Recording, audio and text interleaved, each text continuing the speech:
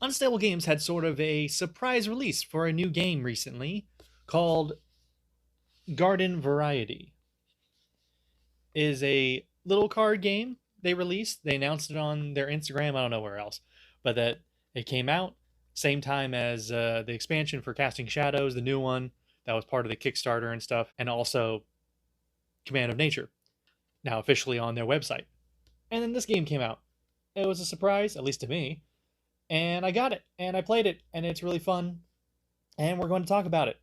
How to play. So, first off, it comes with a deck of cards, which you're going to shuffle, and everybody gets five cards to start with. And it comes with this wooden die. It's a funky die.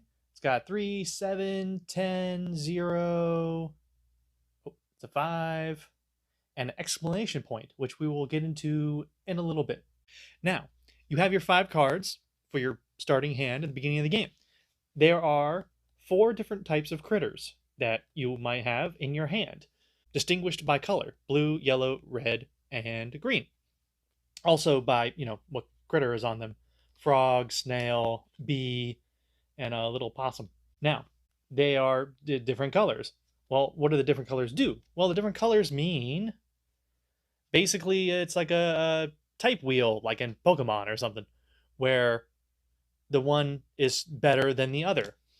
It defeats the other when there's a tie, which we'll get into when we start talking about the dice.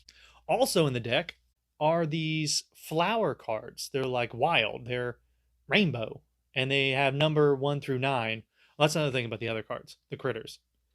They have the different colors, the different critters, which kind of irrelevant, the critters, but it's just cute. The other critters have the different numbers. The flower also has number 1 through 9, and it's rainbow, it's wild, which wins in a tie, which we'll talk about when we get into the dice. Also with the critters, there are 0 or 10 cards. When you play these, you have to declare if it's a 0 or a 10 when you play it. We'll talk a little bit more about that and playing cards when we get to the actual playing. And the last type of card is the gnome. The gnome does not have a number. The gnome, though, has a little effect. Each gnome has different effects that affect the game in different ways, which will become apparent once, we get into actually playing. There's also in the rulebook this nice little type box thing here that shows what beats what, just to give you a good idea of how the typings go, essentially. Now, you shuffle the deck, you handed out your 5 cards to each player. So you have your hand. This is more than 5 cards, but it's just for an example. And you have different critters. You got your gnome, maybe a flower. So now what do? Now you have your cards. Well, you take the dice, and the person who goes first, which in the rules it says whoever's youngest, take your die, and you're going to roll it. Now, whatever number it lands on, that is the rule for the round. So let's say you rolled it, and it's a 10. So whichever number is closest to 10 wins that round. So starting with the person who goes first, so the person who rolled the die, they will lay a card face up in front of them, presumably a card that's closest to 10. And it'll go in turn order, clockwise, each person putting down a card face up in front of them. Once that's done, then it starts back with the first person, and basically them and the next person, like their cards, see which one's closest to 10. And then whoever wins goes against the next person and the next person and the next person until you get back to the end. Whoever had one person who basically won the round because they are closest to 10 versus everybody else. And then, of course, if you have gnomes, it changes things up because they have different effects. They can like steal a card that somebody played, or they can re-roll the die that changes the rule, or just change the rule in general.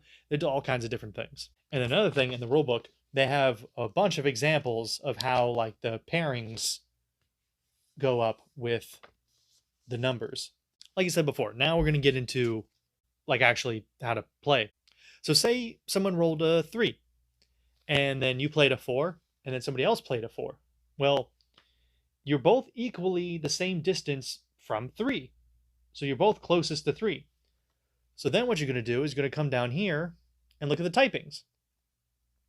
Yellow beats blue. So the person with the yellow card would win. Now, at the end of the round, whoever wins takes all the cards that are on the table, all the cards everybody played, and they add it to their garden bed, which is like your own little deck, will be for later on when you're scoring. That brings us back to this, which is just like showing like different combinations of like, say you play this card and they play a card like this or a card like that, or they give you a lot of different examples to help you try and figure out. But it's pretty simple. You just, whoever's closest to the number. And if you're tied, then you go to the color wheel, who beats who. Now let's say you have a tie and it's two colors that aren't on the color wheel next to each other. So they don't, no, none of them beat the other one. It's just the person who played their card first, wins that round. And they would collect all the cards. Unless that was in the middle of the round, then they just win that little matchup and then they would keep going along. Now back to the die. Something we didn't discuss. The exclamation point. What does that mean? That's chaos. When you roll the exclamation point, it means you re-roll the die after everybody plays their card. So you have no idea what the number is going to be. It could be any of the numbers. So you're just hoping it's be something near it, or you can play a gnome to change things up or something. Now, how do you win? Well, like I said before, every time you win a round, you grab everybody's cards and you put it into your garden bed. So then at the end of the game, whoever has the most cards in their garden bed is the winner. Say there is a tie, like I have 5 cards in my garden bed and you have 5 cards in your garden bed. Whoever has the most gnomes is the winner. And then if, say, I have 5 cards, you have 5 cards in your garden bed, and we each have 1 gnome, so then we're still tied. It doesn't give you, it just says play rock, paper, scissors, decide who wins. I guess at that point, they're like, what are the chances? Also, at the end of the round, everybody draws back up to 5 in order from whoever won the round. And the game ends when a round starts and there's at least 1 or more players with no cards in their hands. Then the game ends immediately. You take whatever cards you have in your hand, you add it to your garden bed, and then everybody's going to add it up, and then you'll see who won the game. So it's just a simple little fun card game. It's really cool. Person will roll the die. Everybody goes around in order, plays a card, try to get the closest, and then you take all the cards. And then at the end of the game, you add it all up, see who wins. It's really quick, really fun, really easy, simple to learn. Garden Variety by Unstable Games. Good stuff. You should definitely check it out. And you should check out their other new game, Command of Nature, which I made a video of how to play. You should check it out. And don't forget to subscribe and hit the bell so you don't miss out on any future videos.